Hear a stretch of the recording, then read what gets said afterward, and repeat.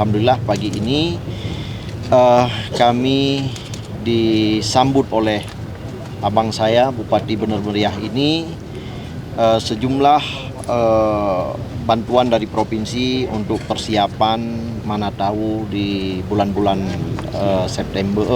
November, Desember ini biasanya curah hujan makin tinggi.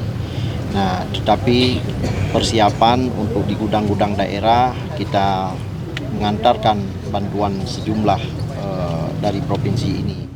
Pemerintah Aceh melalui Dinas Sosial pada hari ini di Bener Meriah kita memberikan suplai bantuan cadangan barang untuk buffer stok yang akan digunakan apabila terjadi bencana di Bener Meriah, apakah itu banjir, longsor, dan bencana kebakaran.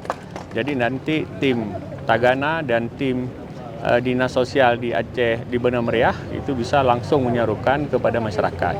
Jadi kita sudah menginstruksikan di saat terjadi bencana 1 kali 24 jam itu bantuan sudah hadir di tengah-tengah masyarakat.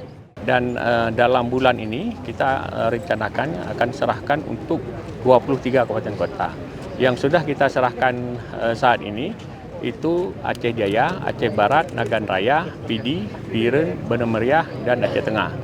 Dan akan menyusul kabupaten kota lainnya.